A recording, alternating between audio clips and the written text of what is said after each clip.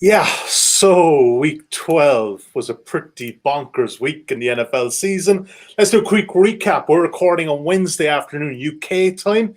Week 12 still hasn't finished. We are playing tonight late. I have no idea how. The replacement levels are there. Come back to Sunday. Denver played an NFL game without a quarterback. Well, he was kind of a quarterback in college, but he wasn't really. And yeah, San Francisco 49ers, they play up and beat the Rams, but their reward is to go play their home games in Arizona for the next couple of weeks. But hey, we're on to week 13, unlucky for some, but hopefully not for the Matchbook Betting Podcast. I am joined on today's show, top right of your screen. If you're watching us now live on YouTube, Facebook, and Twitter, please do get in touch. Mr. Jesse May, New York Giants are back in hunt. Jess, 4-7. Colton McCoy at the helm. Drew Dinsick at the bottom right of the screen. Drew, I got to come to you in a minute, man. Talk about the Chargers last week. And Fabian Sommer, who is now 9-3 on Matchbook Insights, 75% hit on the season. If you're not following him on insights.matchbook.com, you're doing something wrong. Drew Dinsick, there was a lot of positives for you last week. Your best bet on this show, the Chargers plus 5.5. Let's do a small bit of a recap for someone who's living under a rock the last couple of days. And if you have missed the end of this, just go to YouTube, put in Bills and Chargers, and watch the last 20 seconds on YouTube. Maybe about a minute. How the hell did the Chargers not cover there? That almost, if it wasn't a winning week, that would have ruined my Sunday for sure. And I was a Chargers win away from just an absolute smasher week 12. So I was pretty disappointed there. And, in the moment, it felt the touchdown gets nullified by the penalty. And the penalty I thought was a little ticky-tack, but fair if you want to call that. He did gain an advantage, fair, fine. And then to secure the second Hail Mary against the Bills in 3 weeks? Yes. It was incredible to see it. And I'm screaming for the guy to get into the end zone. He goes down. And then at that point, in my head, I'm thinking, okay, well, a game optimal coach spikes it, kicks the field goal, and lines up for the with kick so that they can try to get in position to score a Hail Mary touchdown. But no, they run the ball with no timeouts. They ran the ball. I've never seen less optimal decision-making in a game-deciding moments in my entire life watching the NFL. I could not believe what I was seeing. The run obviously didn't work because no one was organized. The offensive line got no push. It looked like the offensive line thought it was going to be a spike. Yep. I think everybody thought it was going to be a spike. And sure enough, Anthony Lynn, then they spike, or it's just a quick incomplete pass. There's massive confusion as it looks like they bring in the field goal unit on, and Keenan Allen's off the field, and no, we're going to run a play, and it's a quarterback sneak. The worst thing about it is the offensive line was actually playing for a pass, and you could see them in their blocking protection. Yes. They were playing for a pass. And he actually bumped into his center. And I'll be honest, that is the NFL on a crescendo. He makes the 4th and 27 play, and you're like, oh, come on, they've got 25 seconds. Go up and spike. That means you got at least three times to throw a ball into the end zone, and then they give to Austin Eckler on the run, and you're like, oh, geez, I got to get out of this. And we don't want to be that kind of bad beats kind of person or be on tilt mode for the night, but it's very hard after that to even kind of concentrate on the next couple of games. Suma, best bet came in again last week, and obviously on Insights as well. So I think not a bad one for you. Not a bad one. I went 4-2 overall. Got the Steelers -10 pending tonight. Can't argue about the week. I also had the Chargers, I think, +5. And I also had the Browns -6, which was, for me personally, kind of a tough beat because the Browns had the ball in their hands. I think they were up by 8. Kareem Hunt gets the first down, and the refs, for whatever reason, pull out the chain crew and decide that it's not going to be a first down. And then on 4th and 10, on the opposing side, Olivier Vernon has the game-clinching sack in front of him, and he gets a roughing the passer penalty that led to a touchdown for the Jacks. So that was very tilting for me. And yeah, that Anthony Lynn sequence, I think it was the worst coach sequence I've ever seen in any NFL game, but it was just another way to blow a game for the Chargers. It's completely ridiculous. No. And by the way, we're completely forgetting the fact that he did a similar brain dead move at the end of the first half that potentially took points off the board. Yes. Yeah, there was a lot of stuff. It was a masterclass in clock mismanagement, like from wire to wire. And it was such a clear and there were a bunch of clear illustrations of how important coaching was in week 12, even beyond just teams being prepared and being coached up and having good game plans. Like the in-game decision making, the range that you saw from the good to the bad was it was just unbelievable to see it in person. And realistically, we need a clean sweep of a bunch of coaches in this league, to get higher quality football. But looking around at the candidates, it's not obvious to me that there are like 8 or 10 really good head coaching candidates in this league. So I'm kind of nervous as we go forward in the NFL here that, a lot of teams are just going to stick with what they got. And we're going to be talking about this for a whole nother year. Promise this is probably the last time sorry, Jesse, go for it. Well, just to touch on that, Drew, are you reevaluating the way you integrate coaching into your models? And is that a betting opportunity that anyone's finding? It's a really, really great question. I take a very, subjective approach to coaching because number one, I think a lot of the important parts of coaching in terms of how you're coaching up your players, how you're preparing for a game, your play calling in game, your sequencing. If you're using clean data, it's going to reflect that. Right. If you're using efficiency data, if you're using stuff that's normalized for how to score in the NFL and how to win games, EPA per play, for instance, then a lot of that is already reflected in there. And you don't want to double count. But at the same time, you have to make subjective decisions. And, this happens all the time in handicapping. Injuries, are a good example. Like, you got to make a decision. DeForest Buckner's out. How much does that matter? I think it matters a lot. Therefore, I'm not worried about the fact that this line is a little short for Tennessee, right? You make subjective decisions all the time.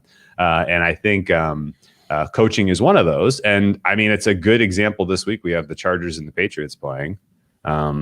There's absolutely no way you can tell me that numbers would support this being a pick. But at the same time, I'm in no way interested in walking to the window and betting against Bill Belichick with Anthony Lynn as my coach. So I think you can kind of use it as as a metric to just say, okay, well, I have a number on this game and it's telling me this is the right side, but coaching is such an egregious mismatch in this spot that I'm not going to make that bet. Right. And vice versa. Right. You could be the other way around too. I'm sure there are some examples. In fact, we're going to get to an example of that pretty shortly here, of where you have a coach, you have faith that a coach has the right scheme, the right idea for what to do against a certain team. And that helps you make the bet. One quick comment in before we move on to today's games. Recapping the Chargers' failures is a waste of time and energy from David Forking. And you're absolutely correct. And that is the last we're going to talk of it. But quickly, before we move on to this week's games, Jesse May, how many of those bad beats were you on, mate? I presume all of them. No, I had a decent week. Okay, good man. Suma's picks were spot on, as always. But I tuned into that Denver New Orleans game like everyone else just for the spectacle, minus 17, total of 35. And then after about 5 minutes, I turned away because what you realized was it was just god awful football, wasn't it? But those lines were, I don't know. I guess the total was kind of okay, but they covered 17, and now you got almost. Yeah. Is it a similar situation? I guess it's almost happening tonight with Baltimore Ravens. And are these games that you guys just stay wide away from, or are there people actually making very strong opinions on these games? They would have been dead on with betting against Denver, obviously. obviously. Yeah, I did grab as much Saints as I could before the number got out of control. I thought 17 was fair when it went off because you have no idea what to expect from this quarterback. But it was like a college football game, really. There's plenty of college football you can find as you go down the board where it's just completely lopsided. You have one team that doesn't have an offense and therefore is completely out of the game, and that's what we saw. And it was unfortunate that they put this kid in that position. I'm not exactly sure. I totally not the understand last the time NFL we're decision going to be making. seeing that this season. I mean, Oh it's yeah, no. Off the top, Sully's like, yeah, week 12 was crazy. It could get absolutely more insane from here because guess what? It's not going, coronavirus is not going away. Oh. And by the way, we're getting into the time of the year where a lot of these teams really have nothing to play for. There's going to be there is a draft coming up that is absolutely chock full of talent, especially at the top end. Yep. It's going to be important to get a top 5, top 10 pick for a lot of these teams who need a quarterback, who need a top end, offensive tackle, offensive lineman. And it's the end of the season is going to be a roller coaster for sure. All right, let's put a line under week 12. Let's move on. We're going to start, first of all, with the Rams and Cardinals. Let's bring up the betting at Matchbook. Jesse, if you could talk us through what's the current market at Matchbook telling us about this one? Well, Rams as a favorite here, 1.66 you can get on the money line, 2.4 for the Cardinals. Rams minus 3 points, and the total is 48.5. Yeah, 48.5. That Cardinals line, by the way, I mean, obviously was on that pick on Sunday, and that moved a lot close to kickoff. It did. There was a massive move on New England, and Drew Dinsick, just to talk about this one for a second, there was a massive move on New England. We probably underplayed the injury to Kyler Murray last week. Of everything we heard, all the sound bites coming out of Arizona and the Cardinals camp, and we maybe got that one wrong. I mean, they could still won the game and covered if they got that field goal towards the end. But I think you're quite happy to oppose them this week. Yeah, and some of it is on the Kyler Murray news. I mean, it's not obvious going back and rewatching that game, rewatching his throws, that he really was impacted. I think more even than his performance, I think you can point to the way Cliff Kingsbury came into that game in terms of his preparation, what he was trying to do. The entire season so far, we've seen the Cardinals play up tempo with urgency. They have been aggressive. They've been, the team that is trying to dictate pace in the game. Every week we've seen it, and this week was completely different. They were more than happy to let the clock tick down. They had a couple of drives where they just completely wiped out enormous portions of the clock, didn't score. And I think a lot of it was, they came in with a specific game plan that was like, okay, we're going to protect Kyler. We're not going to let him take a shot. Every design run that I saw went to his left, not to his right. And I think that was because they were worried about him getting, hit on his right shoulder. And their red zone efficiency was atrocious. It was reminiscent of what we saw sort of the beginning of last year, the beginning of the Cliff Kingsbury, Kyler Murray era, where they just didn't have anything figured out. And it kind of made me realize, like, wow, okay, the Cardinals have been incredibly efficient in the red zone this season, largely because they've been able to use Kyler Murray's legs in specific situations where they can, take advantage of it.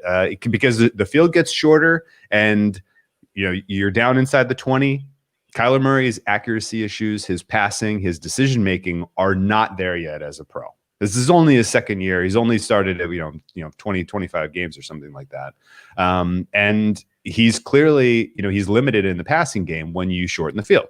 But the fact that this season he's used so much of the ground game to make up for that, I think has been a huge plus for the Arizona Cardinals offensively. And we didn't see any of that against the Patriots on Sunday. Some of that was because Belichick took that away, but I think more of it was just the game plan that the Cardinals came into with that game. So it's not obvious to me that Murray is severely limited by this injury, but surely it's affected the way that Cliff Kingsbury is preparing to call a game.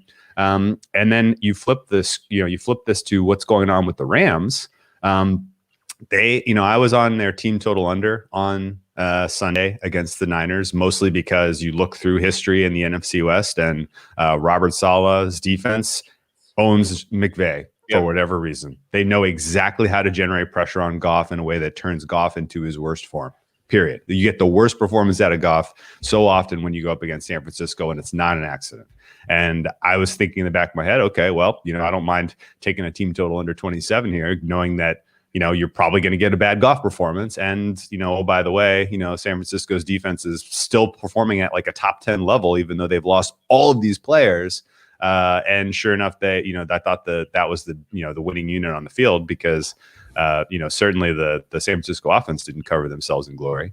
But this is, again, kind of traditional what you see when the Rams go up against the Niners. And I think you see something similar when the Rams go up against the Cardinals, but it's the Rams who ultimately dominate under McVay in these situations. We have a 6-game sample of McVay playing against Arizona. Only 2 of those are against this current I guess administration, at least this current coach and quarterback combo. But over the 6 games McVay has played the Cardinals, he's 6-0 against the spread, covering by 15 points on average. They are destroying this team when they come up head to head. And when you look at the matchup of Aaron Donald against this Cardinals offensive line, I think he's going to be a disruptive force. When you look at the fact that you can put Jalen Ramsey on DeAndre Hopkins and force Murray to his second, third, fourth options in the passing game, I think that's a huge advantage for the Rams defense, which is still overall this season number 1 in the NFL. I think they're going to be able to reasonably suppress what Arizona is doing, whether or not Murray is hurt, whether or not Kingsbury has a plus EV game plan. And and then it comes down, okay, well, can the Cardinals generate any pressure on Goff like what we saw San Francisco do? I would say no. And I think that opens the door here for McVay to kind of open up the playbook, get some of the stuff that we've seen work well this season in action. And I think they put a hurting on the Cardinals this week. So I laid the points on Sunday at -2.5. I see it -3 now. I think that's still a fair play. I think this is not close.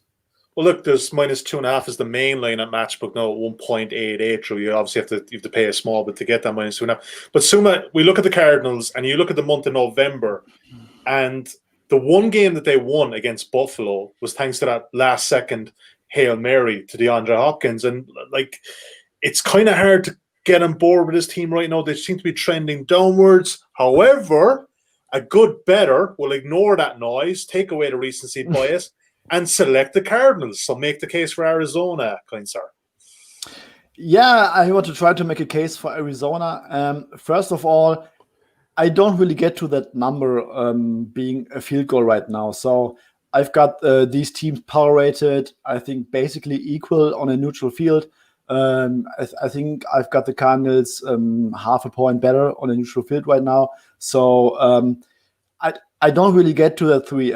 The Cardinals were, I think, -3 favorites against the Bills, -5 against the Dolphins, two current playoff teams of the AFC. And now all of a sudden they are 3-point underdogs at home to the Los Angeles Rams, who have a below average offense on the season. And that's not really something I really buy into. So I think the Cardinals should not be 3-point underdogs in this matchup. I get Drew's points, but I really think that I trust Kyler Murray and this offense more than I trust Jared Goff right now. I think on the season, the Rams are, I think, 21st in schedule-adjusted EPA per play on offense. Jared Goff has looked really average at best since like week 5 or something. They ripped the Cardinals last year against Vance Joseph defense, no doubt about it. But I think this year's unit has made a significant step forward. They play man coverage, I think, at the 5th highest rate. They blitz at the 5th highest rate. I think these are things that could get into pressuring Jared Goff, especially without Andrew Whitworth.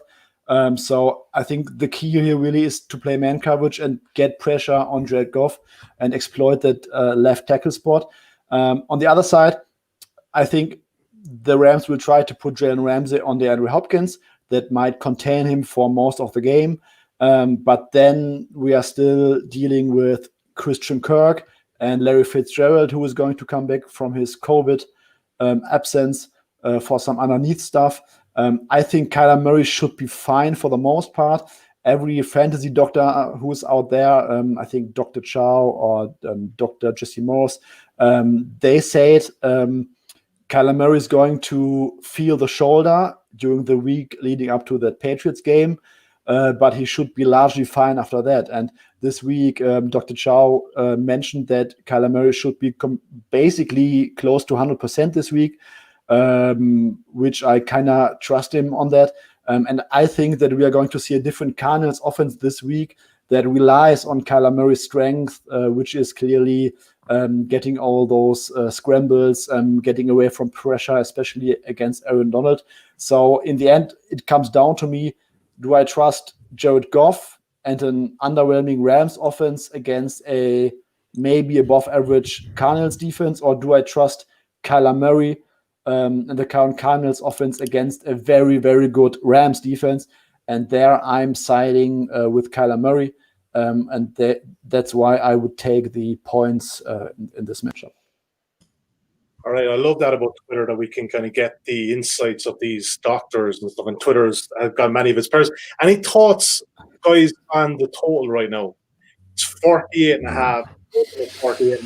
And I think, looking at this matchup, I struggle to see where we get a 50-point game here, guys. I think there's a lot of stops here, and I don't know if either of these offenses are absolutely making this into a track meet. Any thoughts, guys, or am I way off? At face value, it looks low, but that's just because of the state of the current NFL. This game is indoors. There's no weather. It seems like, well, why is this below 50? Especially, you look at the likes of the Rams game against the Buccaneers and how that played out. That was probably an under game in terms of matchup, but, ended up making it over the total. I guess if, a lot of Suma's points are fair. If Fitzgerald and Christian Kirk can be impactful in the passing game here, then I can entirely see this turning into a score for score back and forth type of affair. And I guess to me, the Rams side and the under are correlated, because it's basically telling you that, the Rams can get early stops against the Cardinals. They can generate some scores, touchdowns, not field goals, and play with a comfortable enough lead where they can, really turn this into, slow the game down, have a couple of, thinking back to, like, say, the Rams-Cowboys game, for instance, where they just ate up enormous portions of the game, where they were, long drives where they, the defense couldn't get off the field, and vice versa. If the Cardinals cover or even win this game, I can see it going over. So I think there's a little bit of a correlation here in terms of how the game state plays out with the total. True. Even on that one, you could bet at a halftime if the Rams are up by 7 or 10, and that's the way it's going to go. And you could back to look at it. If that total comes in at 24 at halftime, you just take under 24.5, whatever it is. Jesse, tough one to call. Both guys, as good professors, they showed us their work, and we. Drew lambasted the Cardinals. I thought there was going to be no defense after that. That's the case as well. For me, right now, this sounds like there might be better opportunities elsewhere. Yes. I think Drew's obviously made a great case, but seems like there's a lot based on just the last game. And then on Suma's side, we seem to be hinging a lot on Dr. Cho. So I'm going to. I feel like I could be talked into either side if the line moves too much either way. I mean, it's a 2.5. This is pretty much a coin flip anyway. I don't think we're realistically talking about this game is decided by fluky missed extra points and safeties. And this is probably going to be a 3-point game either way. It could be an overtime game too. But honestly, I mean, like these are pretty close. Suma's point is fair. By my numbers, I have these teams almost dead even. It's just that I have to respect the fact that McVay has always had a perfect game plan for this team. And, I think if they can execute, especially if they can execute out of the gate, right? If their scripted portion of the play is as good as it can be, then I think that sets up well for the Rams to hold the lead. All right. Plenty of good opinions there and a bit of a debate. Let's move on, gentlemen. Colts and Texans. AFC South battle here. Texans very frisky last week, but hey, they were playing the Detroit Lions, and I know Detroit Lions minus Matt Patricia. Betting at Matchbook, Jesse, and the Colts Texans. What have we got so far, man? Yeah, and look, we've been on both these teams a lot this season, and against Indianapolis, the favorite here, 1.55 you'll get on the money line, 2.65 for Houston, 3.5. Got to bet that hook there with Indianapolis, and the total is a middling 51. Yes, interesting total. Opener 53 has been bet down. I think I knew why, by two of these guys in particular. But Suma, first to you, Will Fuller out for 6 weeks with a PED. That's a big loss to the Texans. And I know I think we were nearly all on the Texans on Thanksgiving. Thankfully, it was a nice way to start Thursday Thanksgiving. But it's just not one to be getting too carried away. Deshaun Watson is great, but without Fuller, he may have some issues here moving the ball against his Colts defense. Yeah, exactly. I think that the market didn't really adjust properly for the injury situation early in the week. 53, and I think we had 53.5 at some point. It was definitely too high.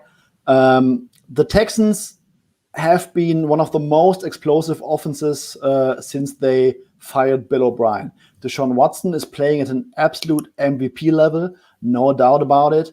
But there are two factors. One, Will Fuller. Will Fuller is really the key to unlock this offense.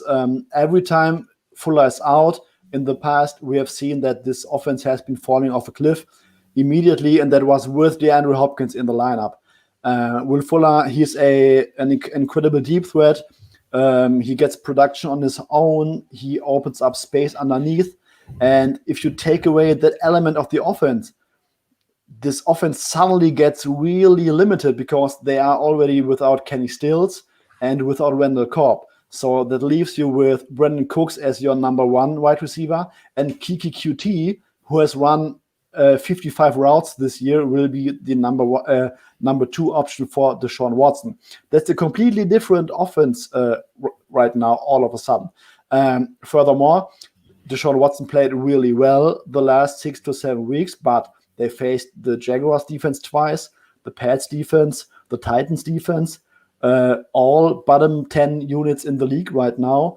And they were really successful against them. And now they play against the Colts, borderline top 10 defense, gets the DeForest Buckner back, gets the Nico Autry back. That's a completely different matchup for the Texans this week. That's right. And I'm really struggling to see how they get to 24 points here. On the other side, Phillip Rivers and the Colts, average at best offense on the season. They have a great matchup on paper against a Texans defense that's been really weak at all levels, bad against the run. They just lost their best cornerback, Bradley Roby. But the Colts, first of all, they have an average offense in terms of efficiency metrics. And they lost Anthony Castonzo for this week. They are basically best pass protector on the line, maybe after Quentin Nelson, but definitely their second best offensive lineman. And when Castonzo was out in recent years, that offense had a decent dip in efficiency, and the Texans defense has been getting better as the season went on. They still have J.J. Watt on their offensive line. I think the Colts and Frank Reich, they will try to establish the run, because Reich is a coach that usually tends to attack opposing weaknesses. And I don't think that he wants Phillip Rivers dropping back 24 times in the first half without his starting left tackle. So if the Colts run the ball a lot, that kills the clock. But overall, I also don't believe that we are going to see an offensive firework from the Colts this week. So I really see, I don't see the Texans getting to 24 points, and I see the game rather in the 24-20 range than, let's say, 30-27. So I like the under on everything above 51. I think it's currently 51, so I would still lean under at that number. But I think the market didn't make the proper adjustments early in the week and after the Will Fuller suspension. And yeah, I think I got 52 with the under. I would still like it at 51, but definitely a great under spot in my opinion. Yeah, there was still plenty of 52 around on Tuesday. We're recording on Wednesday. Drew Dinsick, I think Suma covered. He brought on a pretty good handicap there, to say the least. And it's hard to argue with a lot of that, isn't it? But I think in terms of sides, I know you're probably a fan of the under here as well. 1.99, just under even money for the Colts, laying 3.5. I think if you want to be on one side here, I think it is the Colts. That coaching matchup as well favors them in a big way. That's true. Frank Reich is one of the better coaches in game, especially decision making, strategy. He gets it. There's not a lot. There may be 5 coaches that do, and Frank is one of those. Romeo Crennel, on the other hand, seems to coach with his gut, which is not great. And especially if it's close late, if the Texans have a lead, is Crennel going to be aggressive? Is he going to go for it on 4th down? What is his motivation? What is his decision making? All that is up in the air. We know we're going to get plus EV decision making from Frank, and that's not enough though to get me on to a 3.5 for sure. In fact, when we expected Fuller to be available, when we expected Roby to be available, I was very bullish on Houston money line. I think that Suma's point about Deshaun Watson is very relevant. He is playing at an MVP level right now. He had a slow start to the season when they played some of the more difficult teams in the NFL. And he was limited by his head coach and Bill O'Brien, who was potentially even worse than Romeo Crennel, probably a lot worse, actually, in hindsight. And he is now playing at an all-pro level, and future all-pro for many years to come, I'm sure. The problem is when you look at his on-off stats with Will Fuller in the game versus out of the game, it's stark. It's enough to give you pause. I don't know if it is, if he's grown enough as a quarterback where losing a guy like Fuller makes that much of a difference anymore is a fair question. I would still tend to lean Houston just because he's playing so well and he is, so much more effective than Phillip Rivers at this point. And, I still think, you're getting solid offensive line play out of Laramie Tunsil on the left half of that line. The Texans can't run the ball at all as one of the poorest running teams in the league, but that's actually turning into a good thing because they're throwing more because they know it, like when you're that bad and it, and you stop trying to establish the run, you kind of stumble into plus EV play calling sometimes. And I think that's a lot of what we've seen out of Houston. But all that said, I'm willing to take a chance on the under here, mostly because I'm happy to hear that Suma is positive on Buckner being available, Autry being available. I also looking out for injury news on Okerley, their linebacker. If those guys go, especially Buckner, he's turned out to be incredibly important for this defense. If those guys go, then this is a really nice underlook because you're gonna, they can generate pressure with Buckner and get after Deshaun Watson, force him into bad decisions, force him into sacks. He tends to hold on to the ball too long. If those are kind of the minuses, and without Fuller in the game, somebody to take off the top. If you can put your best, you put Rhodes plus a safety on Brandon Cooks and force them to move the ball with Kuti and their tight ends and Duke Johnson. I think this does spell a solid performance from the Indianapolis defense. And I can see this being a game that's mostly field position, mostly field goals. And with a total of 51, that's way too high. So I think the under is the right look here. Yeah, divisional matchup as well. Both these teams know each other well. And I think, look, I don't want to replay Mystic Meg here or look into the crystal ball, guys, but I would find it hard to believe that if it's been bet down from 53, it's currently at 51 at 1.96 a Matchbook. I don't see it kind of going back up again. I think if it's going to go anyway, it's going to go south before it goes north. Yeah, I would say that the move we've seen so far, by the way, I think is mostly because of Costanzo being confirmed out and Fuller being confirmed out. Yeah. I think once the news hits the wire, Buckner is in or Autry is in, I think this continues to go down. Yeah, I think Buckner can return on Saturday, so we will likely see another bigger line move on the weekend. All right, so maybe if you want to take 51, grab a note, Jesse. That looks a good look. Yep, I'm in for this play. Yeah, I mean, I think so. 51 is kind of a key number, right? I don't know if you want to buy up to 51.5, but. Sounds like I think for a number that big, I don't know if you want to buy up there. I think it's different if you get to 46, 47 or the 41, 42s and you're playing that under. Okay, let's move on. Prices off the board in this one at the time of recording. But hey, new normal in the NFL, that could be anything at all. But just last look I had with the Browns and Titans. Titans open -4, but they been bet pretty hard all week at Matchbook. Well, no surprise. They were impressive last week, weren't they, Tennessee? And I think it opened -4, but last look was -6 or 5.5 maybe, that's a move. And then the total at 54. And Drew Dinsick, we look at both these teams now, and look, I think it's an easy enough to make the case that the Titans are a far better 8-3 team than the Browns are an 8-3 team. And look, they seem to have an offense, they seem to have a quarterback, definitely a running back. Obviously, the Browns have got terrific running backs here. But the Browns, they're cruising for a bruising, man. And I think it could be this week. Well, your points are fair. The 8-3, these aren't equal 8-3 teams. There's no doubt about that. Tennessee has a clear top 2 offense by my numbers. It's number 1, Kansas City with a bullet, number 2, Tennessee right now for me. Whereas Cleveland's offense is middling, and it's largely supported by their running attack. That's not the best, that's not the best approach to come into a game against Tennessee.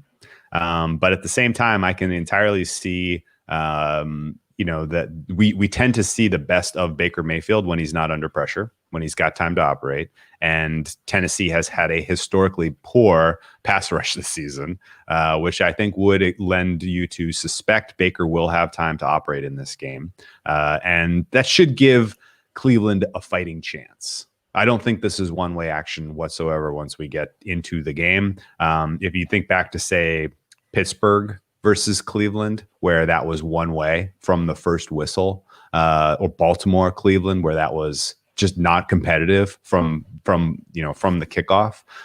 That was mostly because those teams can manifest a hellacious pass rush, and Tennessee just can't figure it out this year. They can't do it. And so I think you're going to see a pretty competitive game here. I think if you force me to take a side, I'm probably taking Cleveland with the points, and I'm probably doing it because it's moved more than I think is reasonable. And I think Tennessee doesn't necessarily perform well as a favorite. Let's not forget they were, I think, 6-point favorites against the Cincinnati Bengals earlier this season. Some people on this podcast might have had that as their best bet. I can't entirely remember. And they lost outright. This was under a touchdown favorite. And here you are again under a touchdown favorite, but against a team that's going to get Myles Garrett back. People forget that Myles Garrett, before he went out, he was pretty clearly one of the top 3 defensive players in the NFL, and it wasn't close. He was getting no help. And he was, so he was getting double, triple teamed on a lot of downs, and he was still making an impact. I can see that being important here. But at the end of the day, I'm not going to make a play, largely because of, the Titans have, the best player in all of football, Derrick Henry. He's clearly, this is his league, and we're all handicapping it. I'm being somewhat tongue in cheek, but it is wild to see what he was able to do last week. He is, when he's got ahead of steam, he is impossible to tackle. And the Cleveland Browns have not done well defending the run this year. In a bunch of games, they have been suspect. In fact, they have a couple of linebackers who I have grading at the very bottom of all starting linebackers.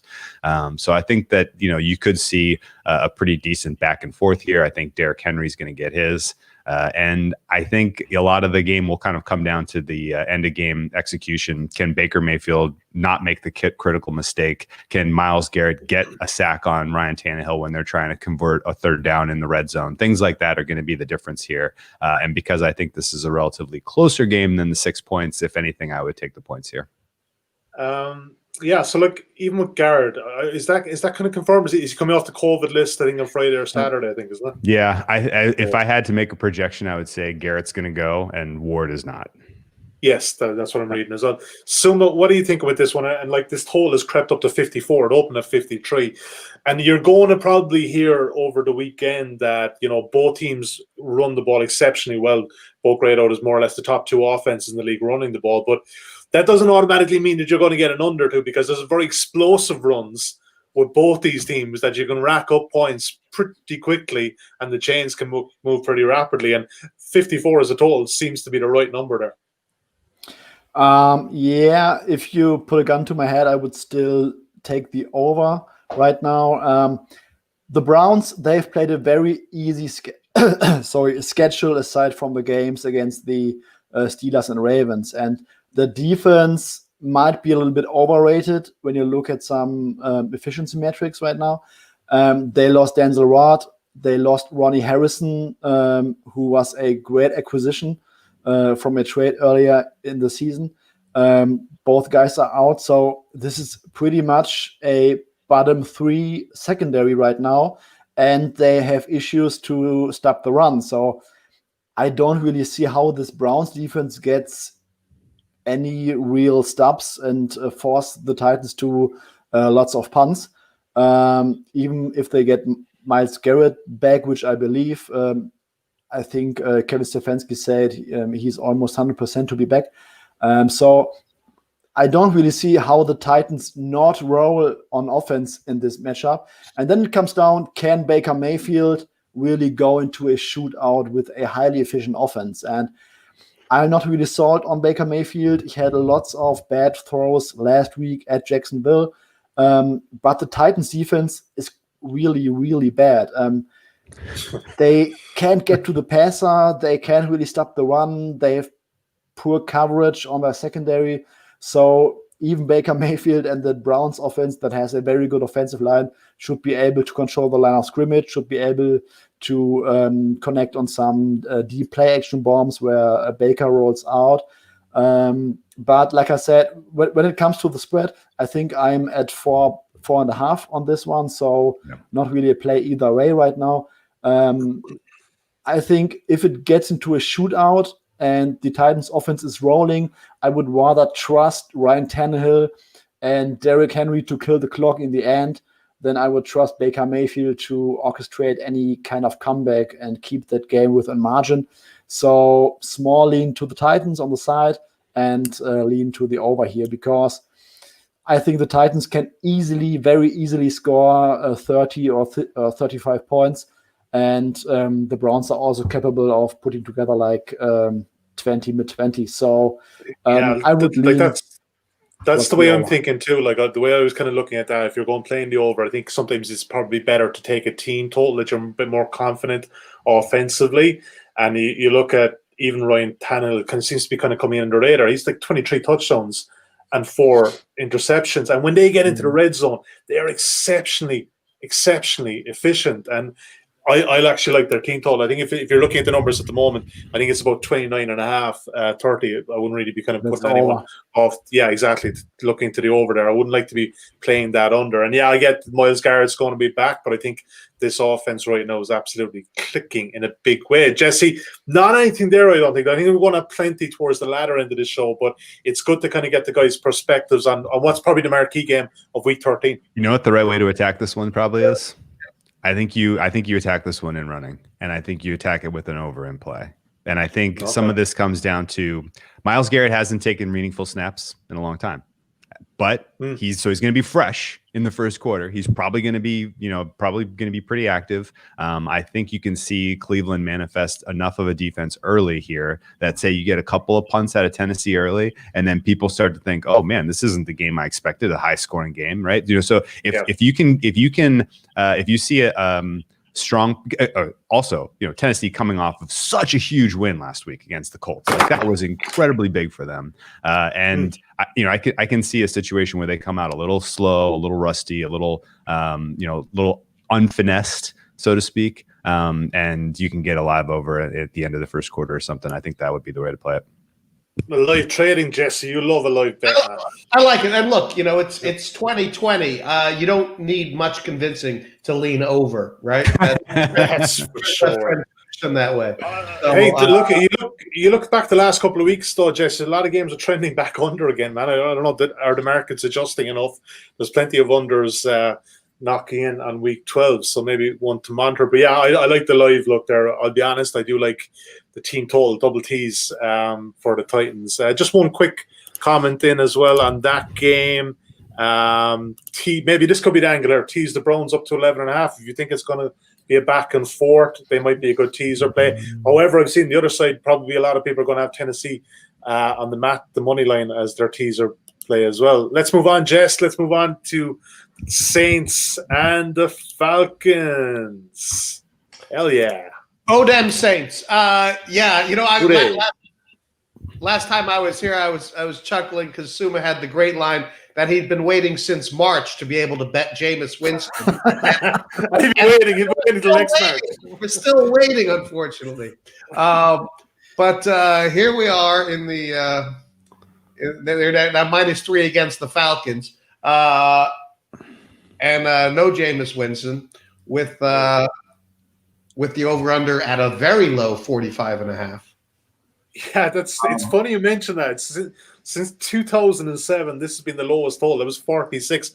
That was the year of Michael Vick getting done for the dog charges. Bobby Petrino was there. Joey Harrington was at quarterback for the Falcons. So hence why you're seeing why that total was so low back then. But we've got Taysom Hill, who, to my mind, gentlemen, look, great player and all as he is, whatever the hell he's doing most of the time. He's not a quarterback. And he got away with it last week. But Suma, can he get away with it this week? Who do you like here? I don't think so. I like the Falcons in this matchup. Last time, I think they played 2 weeks ago. I think the Falcons had their bye week before. So they were already game planning 1 week for Drew Brees. Then Brees gets injured. Jameis Winston gets in.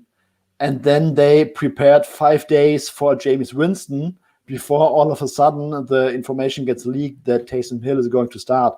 And then they had 2 days to prepare for Taysom Hill without any tape whatsoever how to contain him. That's going to be very different this year. This week, they have the full week in preparation for Taysom Hill. Maybe Sean Payton pulls out Jameis Winston this time. We don't know. But in theory, he has 1 full week to prepare for Taysom Hill. Taysom Hill, when you look at him, it doesn't really look like an NFL quarterback. He had a solid game against the Falcons. Like I said, they couldn't really prepare for him. But against the Broncos, it looked really ugly as soon as he attempts to throw the ball and to hold the ball in the pocket. And the Falcons defense has been really good since Dan Quinn got fired. I checked the splits today. In situations that are described as a neutral game state, so we have a win probability between 5 and 95%. The Falcons under Dan Quinn ranked in EPA per dropback against the pass 31st in the league during the weeks 1 to 6 or 1 to 5. And then Dan Quinn got fired. And since Dan Quinn got fired, they suddenly rank second in the league. Minus 0.16 EPA per dropback.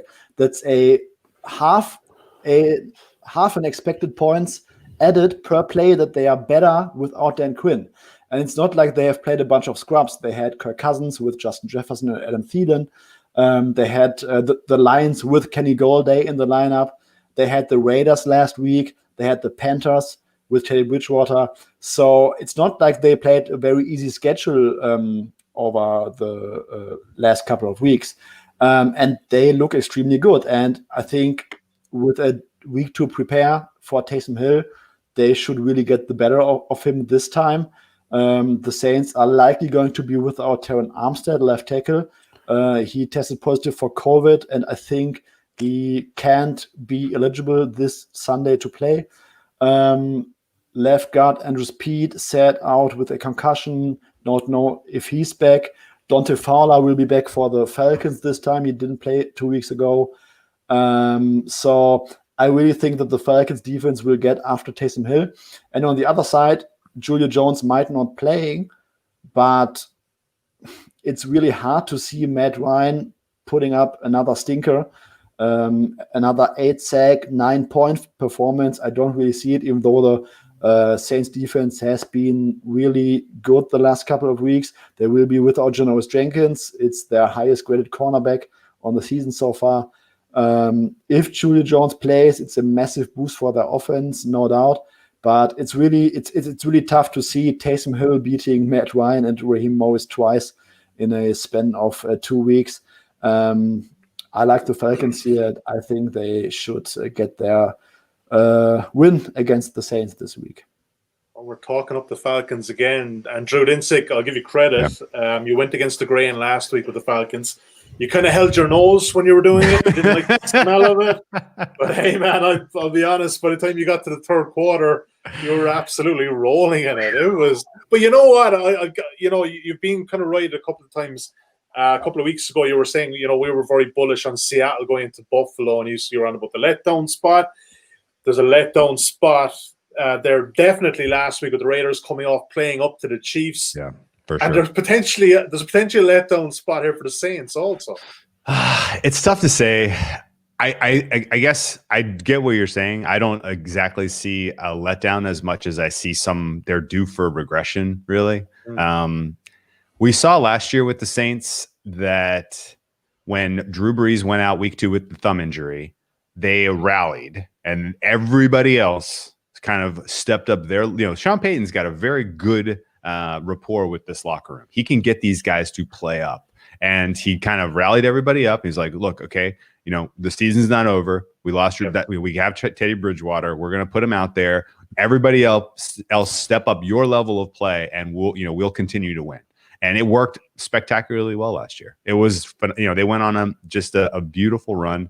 But it set them up for regression because eventually guys get tired. Like you can only play so hard so many consecutive weeks, and then you start to wear down. And I can see a little bit of that potentially showing this week, especially for the Saints defense. Surely what we saw last week, where they hold not an NFL wide receiver to 3 points, is not indicative of how good they are. And as you look over the sample size of the last 5 weeks, the Saints defense would rank number 1 overall in the NFL by a lot. It's pretty amazing that they've played that well. But they've played some weak opponents. They've had some strong game plans, and people have been playing up. Notably, Janoris Jenkins, as Suma mentioned, he's going to be out in this game. And I think that does set up for a problem. And as we look at the potential for the Saints defense to regress a bit, I think you also see the potential for the Falcons offense to regress positively in this specifically in the red zone. The fact that they got the 3 field goals early against the Saints in the last game, that was some poor red zone play calling, but there was also some bad luck there. The giving up all the sacks was some bad luck. So I can see I like Suma's angle here to bet the Falcons. I think the Falcons team total over makes a ton of sense too. They have a bunch of weapons. They can absolutely, put points on the board against this team. And it's set up well for them to put up a big number here, I think. So I like the over in this game. I played it, at an advantageous 46 price. 45.5 makes sense to me too. And I think this is a good scoring affair because I don't really trust the Falcons defense to stop Taysom Hill on the ground. He's a dynamic player on the ground, and what they're doing, what Sean Payton is doing in terms of his play calling is working right now, even if Taysom Hill is extremely limited in the passing game. So what was the number you played at it again, Drew? Sorry, I got it in at 46, and I saw the Matchbook is 45.5, but with a really advantageous price. I think that's fine. I mean, I think 47 is a real. It should be the total in this one. And so if you're going to give me plus, if you're going to give me over 2.0 on 45.5 or 46, I'll take it. Well, look, 46 is obviously the key number there with trending up towards the 47. You can definitely get that at even money, Jesse. 2 selections there, Jess. Falcons +3 and over 45.5. We keep on making these cases for the Falcons, but metrics-wise, I think variance has been against them in a lot of games that are actually probably trending a bit better than what their current record seems to be. And, let's do it one more time. Let's do the Falcons again. I like it. Yeah, I like the play, and obviously, with the low total like that, those 3 points worth more. So that sounds nice. Atlanta 3, and then obviously if they stick Jameson in the second quarter, it's the live over. Yeah, I think. Look, in all honesty, are they clearly playing the wrong quarterback, or is that just not even worth talking about? I mean, they're playing the quarterback that's less likely to put them in a situation where they lose games, and I think that's the way they're operating, right? Like you're looking at the standings right now for the Saints. You're 1 loss clear of the Green Bay Packers right now, so it's almost more important that you don't lose than it is you win comfortably, right? Yeah, this is true. Yeah, no, I get that logic. Yeah, I mean, look, you look at Taysom Hill's stats. He hasn't thrown a touchdown in these games since he's replaced Breeze. And you would think with the defenses that they've enough tape on this guy, to say, okay, we need to make this guy a passer. We need to turn him into a passer and kind of feast accordingly. Guys, just before we get into the latter half of the show, I just want to bring up some comments here. There's some lot of good comments in on the live broadcast. We do appreciate you getting in touch. From the Food Snob Frog, what a great name. Since both the Browns and Titans cannot stop the run, and given the strength of their run games, are we sure the over 54 is still in place? Suma, you spotted that one, mate. It's a good question to be asking, isn't it? A very good question, and I think the over is very still in play because both teams are interested in scheming up big plays against the opposing defense of their run game. So the Browns try everything they can to get the run game going and use play action with some interesting run looks off of that. And the Titans with Arthur Brown, they do the same. They want to pound Henry, but they also want to get their play action passing game going with all those crossing routes. And neither of both secondaries can stop this. So we are likely going to see a very efficient run game from both teams. But we are also going to see lots of explosive plays through the air. And if we are confident that the Browns are able to put up some points, we are going to have a very good game script where neither team is going to take any foot off the gas and keeps hunting for big plays. So I really think that the run game is the strength of both teams, but both teams will be able to create lots of explosive plays. Yeah, I'm in agreement there on that one. Okay, let's move on to any other bets. Just before we get to best bets, guys, just quick spoiler. Is any of those selections, those three selections that we have so far, are any of those your best bets? No. So soon I have to have a good think about it. It may be. You're still on the fence with it. Okay. Yeah. Drew Dinsick, there's one or two other games kind of around the place. I think you like the Raiders. You like a couple more ones. But look, just of the one or two of the best ones there that we maybe lock in our stay. What are you thinking? I took the over in Minnesota-Jacksonville. I think Mike Glennon can operate this offense well enough against a defense that has problems that you're going to get a shootout potentially between Minnesota and Jacksonville. I like the over in the Chargers game as well. Difficult for me to see how the Patriots defense doesn't get exploited with the passing attack for the Chargers, but at the same time, the Chargers were very poor in design runs against the Bills, and that's what the Patriots do best. So I think that one is going to be a shootout also. So those are two fun overs. I held my nose and I took 14 points with the Denver Broncos against the Kansas City Chiefs on Sunday Night Football. Quarterbacks are back, though, aren't they? Quarterbacks are back. Yeah. Quarterbacks are back. This is a little bit of a situational play. Earlier this season, this line got bet in favor of Denver, down from 6 to 4, I guess, in Denver, and now we're in Kansas City and it's 14. I know that Kansas City is clearly the best team in the NFL. It's not close. They've been playing down to opponents when they've had these huge spreads this season, notably the Raiders and the Panthers game. So I'll take the 14 points and hope that we see Denver try to right themselves after that embarrassment on Sunday.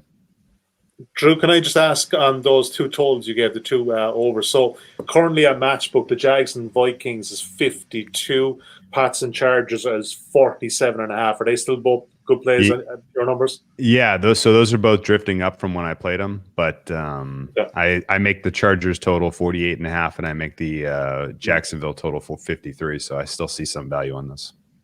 So, anything to add on what Drew had there? No, but something I'm keeping an eye on, and that's the practice report of the Dolphins right now.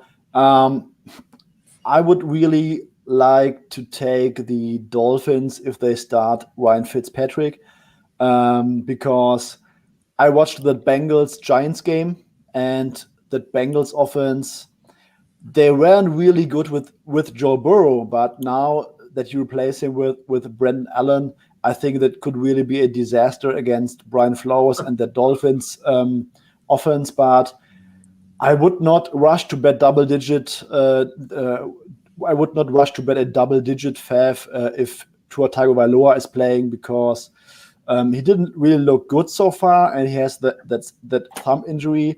I don't think they're going to rush him on the field, especially since they are in playoff contention. So definitely keeping an eye there, but I cannot make any real case for the Bengals here at the current market price. 11.5. Happy to lay him.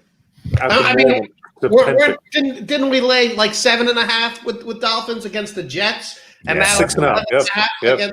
Against the Bengals. Does that actually mean that the Jets would be a solid favorite against another team? No, it means that last week's line was extremely favorable. Like we said, gift last week. We absolutely got a gift. It was hanging there minus 6.5, and it was probably one of the better. One of the better plays. I mean, look, the only thing I would say about the Jets, if that offense is going to put points, I have a good friend who consistently plays the Jets team total under, and it's been a very profitable one for them this year. But if they're going to get points, it is going to be this week. We saw a couple of weeks ago they got a few points against the Chargers as well, and I don't know, Suma, this Adam Gase thing, it just can't end fast enough, buddy. It's just a nightmare. It's an absolute nightmare. But hey, look, we're getting Trevor Lawrence in May if he comes out. So only if you continue to lose. Exactly. The Jaguars are only one. They're one win ahead of you. So it's a good quarterback class, though, Drew. That's the only thing. They have to keep Adam Gase. just for the end of this season, we'll just have to write it out. Before we get into best bets, I just want to do a quick recap of what we have so far, Jess. I've got 5 locked in, Jess. I've got under 51 in the Colts and Texans, Falcons +3, over 45.5 in the same game, Falcons and Saints. And let's take 2 more totals. Pats and Chargers over 47.5. The Jags Vikings over 52. 5 there, Jess. Happy with those? Over City, yeah. Over City. Not be happy. Of course you are, yeah, absolutely.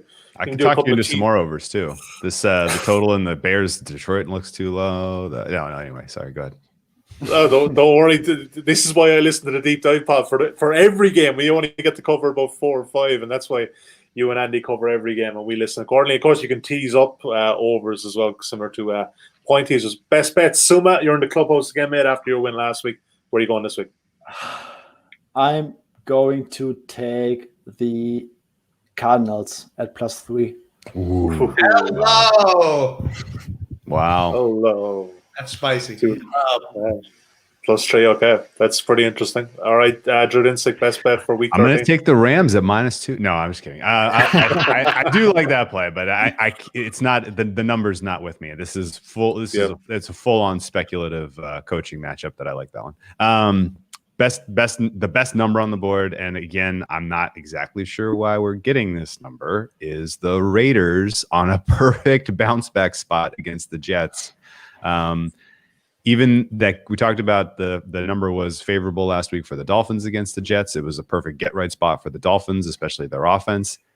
That game, they still only scored 20 points, and it wasn't because the Jets defense was playing especially well. The Dolphins offense is a little broken. It's a little suspect. They're not getting solid play out of a lot of their starters.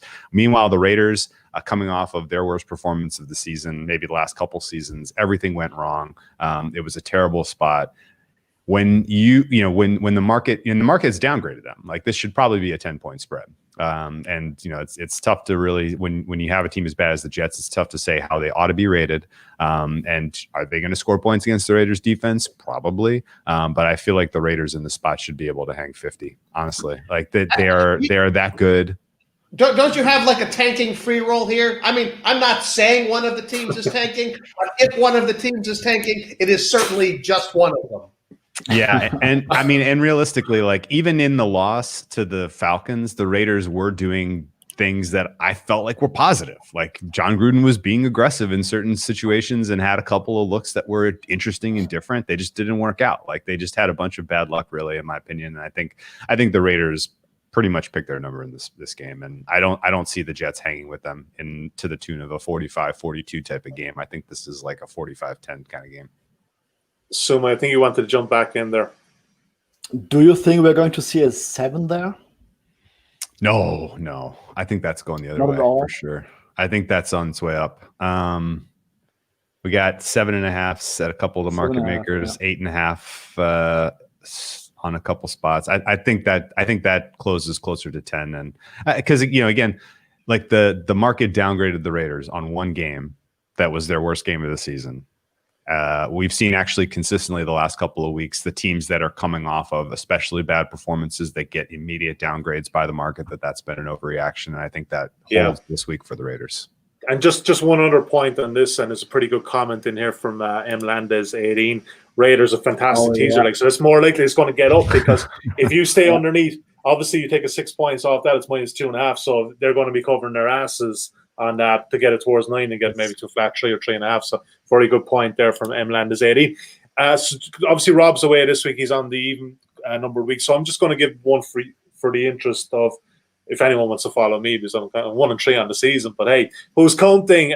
Titans team total, guys, back at over 28.5, 29.5, even the 30, obviously the key number 31, once we don't get any mixed field goals or extra points from Gostkowski, which does happen, but I think they roll, and they roll in a big way offensively against the Browns.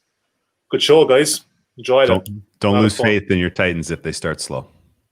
This is a good point. This is a very good point. And a guy who corresponds with us quite regularly on Twitter, Michael Foley, is the only Irish Tennessee Titans fan from the last 10 or 15 years. So, Mike, if you're watching or listening today, he always tweets us saying we're not covering the Titans enough. We've covered them now a couple of weeks in a row, and we're giving them as my best bet as well. And to Michael and all, thank you for watching today. Thank you for listening.